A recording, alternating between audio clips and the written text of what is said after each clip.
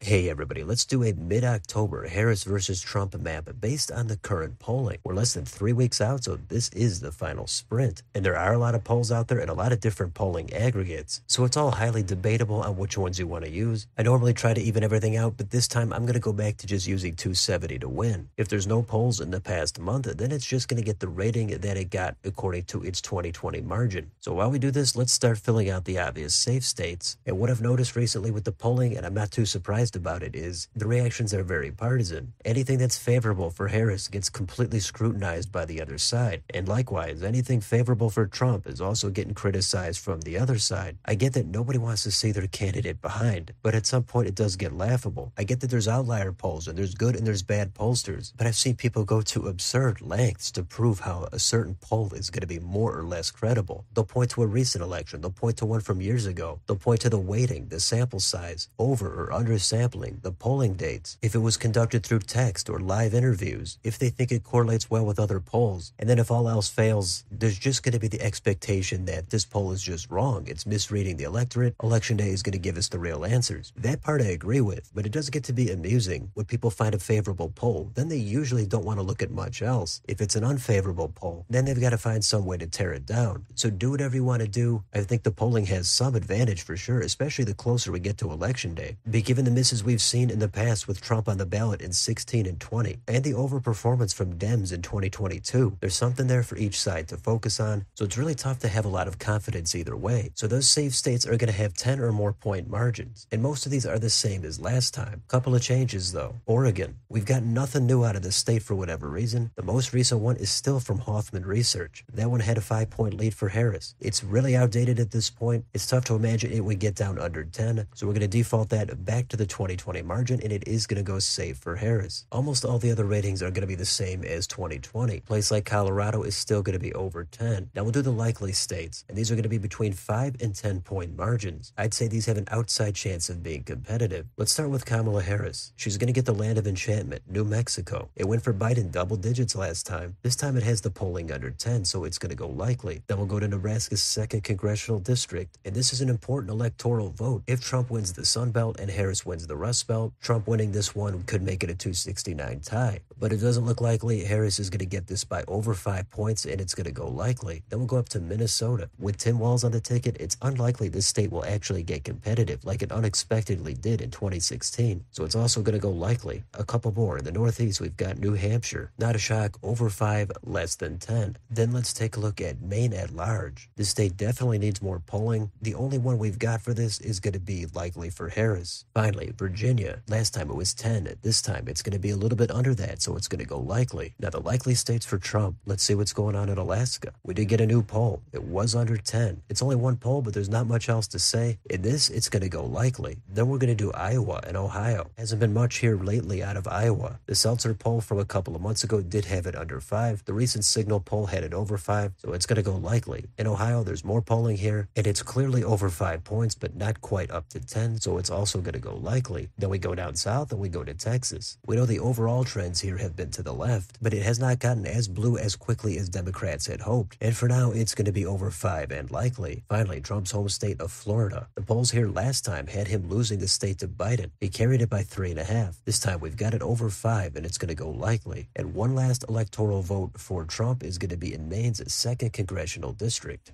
Again, we need more polling here. The data we're going to use here is going to put this at likely. Now let's go down to the true competitive states. Lean are going to be under 5 points, but more than 1. Tilt margins are going to be 1% or less. Let's start in the Southwest. We've got Arizona. Immigration, huge issue. Looks like Trump is benefiting from it, but the state has moved toward the left. Democrats do have a chance here, especially in the Senate race. But in the head-to-head for president, this is going to eclipse 1 point for Trump, so he's going to get it with a lean rating. Then we've got Nevada. Like most of these states, this is extremely close. Biden won it by a few points last time. In this, you can completely flip a coin, but for right now, it comes down on the Trump side. He's going to get it by a tilt. Now let's do the Rust Belt. Again, all 3 of these are tilts. Of these 3, personally, I think Wisconsin is the reddest. A lot of the polling so far has shown it to be the bluest, but recently it has gotten just a little bit redder. So in this, Trump is going to pick up the Badger state by a tilt margin. Next door in Michigan, this is a full-blown war zone for these 15 electoral votes. It's not really going to get much closer. It's gone back and forth, but as of the time time I made the video, it is going to go to Donald Trump